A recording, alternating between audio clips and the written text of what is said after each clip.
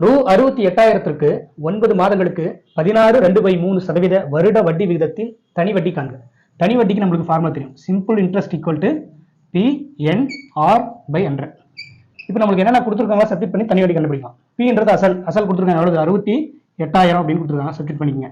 அடுத்தது என் வந்து ஆண்டுகள் 9 மாதங்கள் சொல்லிட்டாங்க. இப்போ 9 நீங்க சப்ஸ்டிட் பண்ணக்கூடாது, அது வந்து ஆண்டு கன்வெர்ட் பண்ணும். எப்படி 12 மாதங்கள் என்பது தான் ஒரு வருடம், அதனால 12 கீழே போட்டேன், அதுல வந்து 9 மாதம். அப்ப இதை சுருக்கணும், 3 9 4 12, அப்போ 3/4 வருதா. இப்போ 3/4 இங்க போடுங்க. அடுத்தது 6 வந்து வட்டி விகிதம் 16.2/3 கொடுத்துருக்காங்க, அதை அப்படியே போடலாமா? கலப்பு பெண்ணமா இருக்குது, அதை தகா பெண்ணமா மாற்றணும். அப்போ 16.2/3 இது ஃபர்ஸ்ட் பெருக்கணும். 16 × 3 30, 6 18, 30 ஒரு 18 48, மேல ஒரு 2 கூட கூட்டிக்கணும். இது 2 பெருக்கிட்டு அந்த மதிப்பெண்ணை இது கூட கூட்டிக்கணும். அப்ப இது 48 வருது, 2 கூட்டினா 50 போட்டுக்கணும், வகுத்தல் போட்டு இந்த 3 போட்டுக்கணும். இதுதான் இப்ப முன்னாடி நீங்க பார்த்தா தெரியும், அந்த கலப்பெண்ணெல்லாம் பார்த்தா தெரியும். 50/3 வருதா, இப்ப இங்க அப்படியே 50/3 அப்படின்னு போடுறீங்க, வகுத்தல்ல 100.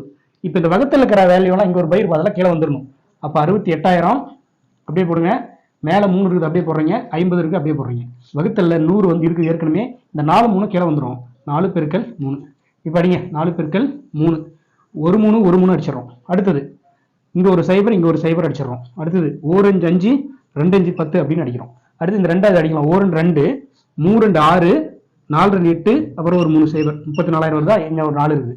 அப்போ 34,000/4 அடிங்க. 1 4 4, 8 4 32, இது 2 இருக்குது, பக்கத்துல ஒரு 0 20, எவ்வளவு 5 20, 20. இந்த 2 0 போட்டுங்கன்னா 8,500 என்பதுதான் இதனுடைய தனி வட்டி. இதுதான் இதுக்கு சரியான பதில்.